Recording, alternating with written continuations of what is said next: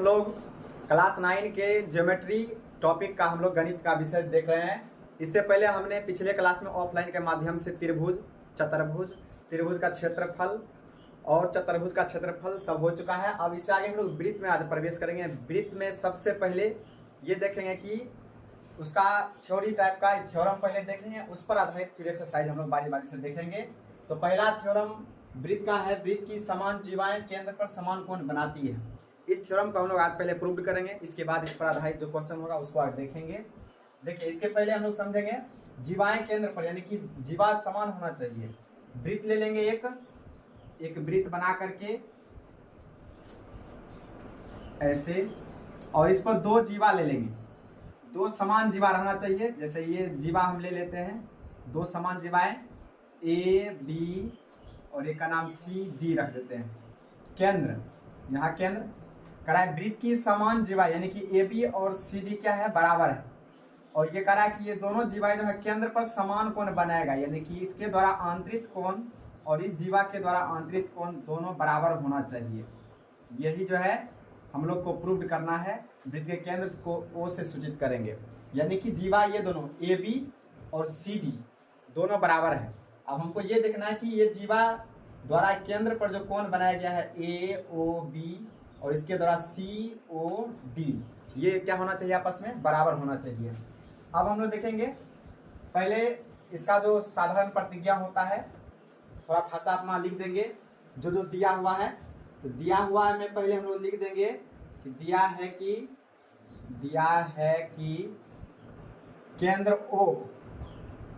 केंद्र ओ वाला एक वृत्त है जिसमें क्वेश्चन को देखकर ही ये भाषा लिखेंगे, जिस तरह से फिगर बनाएंगे उसके अनुसार केंद्र को हम लोग जिस तरह से सूचित करेंगे उसके स्थान पर हम लोग लिख देंगे। तो जीवा केंद्र पर, यानी कि समान जीवा है, इसका मतलब है ए बी और सी डी के यहाँ आपस में बराबर है। दिया है कि केंद्र ओ वाला एक वृत्त है जिसमें जीवा ए बी बराबर सी डी, यानी कि दोनों जीवा समान है। अब हमको देखना है, ये साधारण प्रतिज्ञा हो गया। अब क्वेश्चन में ये कहा है कि हमको साबित क्या करना है, तो अंतिम लाइन पर ये केंद्र पर समान कोण बनाता है, यही जीवा द्वारा केंद्र पर समान कोण बनाना चाहिए। तो हम लोग साबित करेंगे, यानी कि तो हमें साबित करना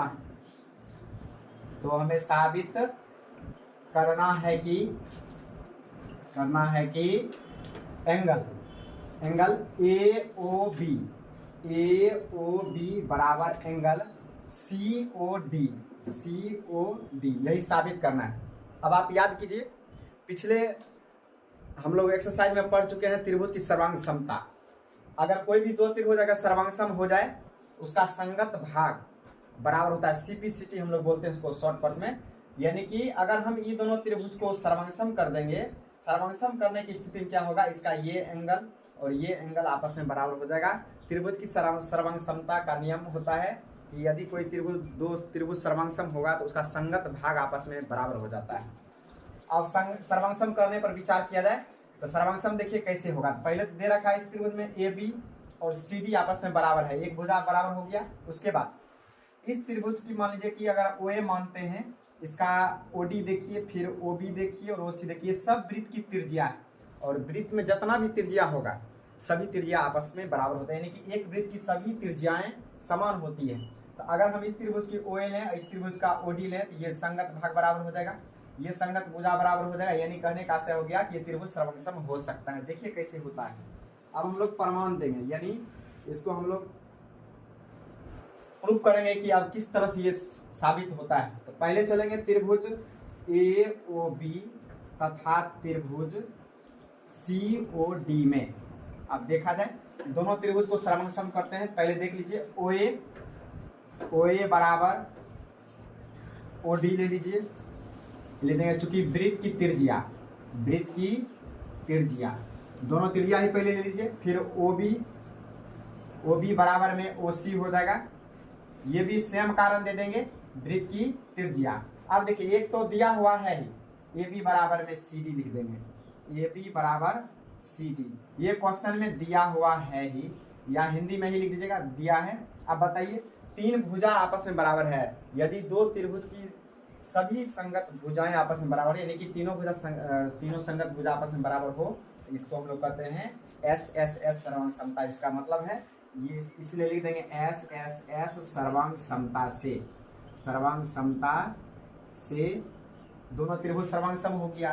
त्रिभुज ए ओ बी सर्वांग सम, त्रिभुज सी ओ डी, जैसे ही त्रिभुज सर्वांग सम उसका संगत भाग बराबर हम लोग लिख सकते हैं, इसीलिए एंगल ए ओ बी बराबर एंगल सी ओ डी, सी ओ डी। और ये किस कारण से हुआ, तो कारण यहाँ लिख देंगे सी पी सी टी, इसका फुल फॉर्म हम बता रखे हैं ऑफलाइन क्लास में, corresponding parts of congruent triangle.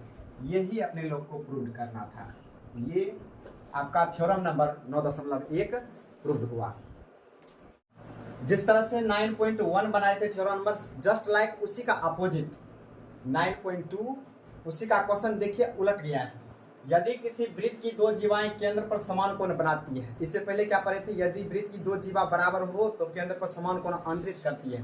अब समान कोण पहले ये बना दिया है, तब कह रहा है कि तो वे आपस में समान होती है, यानी कि अब उसका अपोजिट प्रूव करना है। पहले कोण प्रूव करना था, अब क्या करना है कि केंद्र पर कोण बन रहा है बराबर बराबर जीवा द्वारा, लेकिन जीवा आपस में समान नहीं है। इसको हम लोग को प्रूव करना है कि ये दोनों जीवा भी आपस में समान होती है। सेम उसी तरह से कुछ करना नहीं है, सर्वांगसम भी उसी तरह से हो जाएगा, थोड़ा सा चेंज कर देंगे। देखिए सॉल्यूशन में हम लोग पहले एक वृत्त बना लेंगे, केंद्र पर, केंद्र का नाम हम लोग और रख देंगे, जीवा ले लेंगे, और इसमें जीवा बराबर नहीं है। देखिए इसमें दिया क्या हुआ, केंद्र पर समान कोण बनाती है, तो दिया है कि ये केंद्र ओ वाला एक वृत्त है जिसमें जीवा ए बी और सी डी, ए बी और सी डी केंद्र पर, ऐसे हम लोग लिख देंगे केंद्र पर इस प्रकार कोण आंतरित करती है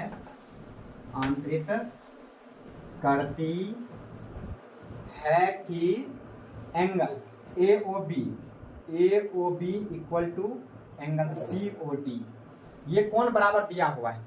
अब हमको करा है कि ये जो कोण बराबर है इसके अपोजिट साइड, यानी कि इस कोण के सामने की जीवा ये रहा, इस कोण के सामने की जीवा ये रहा, ये बराबर होना चाहिए। यही कह रहा है केंद्र पर समान कोण बनाती है तो वे समान होती है। तो जीवा केंद्र पर समान कोण तो बना दिया, ये दोनों जीवा।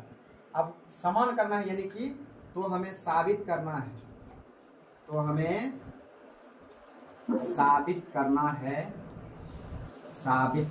है कि क्या करना है, साबित जीवा ए बी बराबर सी डी। और ये चाहे तो आप लोग भी आसानी से बना सकते हैं, सेम उसी तरह से है। देखते हैं परमाण्य देखिए दोनों त्रिभुज सर्वांगसम कर दीजिए, ये भी आसानी से बराबर हो जाएगा, क्योंकि सर्वांगसम त्रिभुज का सर्वांगसम भाग समान होते हैं। सीपीसीटी से हम लोग दिमाग लगाएंगे इसको। देखिए त्रिभुज ए ओ बी तथा त्रिभुज सी ओ डी में, अब दोनों त्रिभुज हम लोग चलते हैं। देखिए पहले जान लीजिए ओ ए बराबर ओ डी, इसमें भी हो जाएगा ओ ए बराबर ओ डी। क्यों, हम बताए थे वृत्त की सभी त्रिज्या आपस में बराबर होती है, तो ये भी त्रिज्या है। केंद्र से परिधि तक की दूरी को त्रिज्या, केंद्र से परिधि तक की दूरी की त्रिज्या। तो हम लोग एक इस त्रिभुज का अगर एक पार्ट लेंगे तो इस त्रिभुज का एक पार्ट लेंगे, यानी कि संगत भाग लिया जाता है। तो ओ ए का संगत यहाँ ओ डी हो जाएगा, चूंकि वृत्त की त्रिज्या समान होती है भी लिख सकते हैं। फिर देखिए आप चाहे तो ए ओ बी ले सकते हैं, नहीं तो पहले ओ बी बराबर उधर ले लेंगे ओ सी, ये भी सेम कारण लिख देंगे, डॉट कर दिए। और एक एंगल दिया हुआ है, इसी दोनों का याद रहे कि जब भी सर्वांगसम करेंगे तो दो बराबर भुजा के बीच का कोण होना चाहिए, अंतर्गत आने वाली भुजा, यानी ये दोनों भुजा हम अगर हम प्रयोग किए हैं तो इसके बीच का कोण, ये नहीं कि ये कोण ले लेंगे या ये कोण ले लेंगे, गलत हो जाएगा। इसलिए दोनों भुजा, ये देखिए ये दो ये लिए हैं, एक भुजा इसका ये लिए हैं, इस त्रिभुज का ओ बी लिए हैं, इसका ओ सी लिए हैं। अब इसी दोनों का भाग दे रखा है, पहले से ही दिया है बराबर, यानी angle A O B equal to angle C O D. ये क्या हुआ है, दिया हुआ है पहले से। अब दिया हुआ था, बताइए कौन सर्वांग समता कसौटी का प्रयोग करेंगे। इसका शर्त देखिए, एंगल, इसलिए एस ए एस सर्वांग समता से त्रिभुज ए ओ बी सर्वांगसम त्रिभुज सी ओ डी। जैसे ही त्रिभुज सर्वांगसम उसका संगत भाग बराबर, यानी कि ए बी बराबर क्या हो जाएगा, सी डी हो जाएगा। सी पी सी टी इसमें भी लिख देंगे, ये प्रूव्ड हो गया।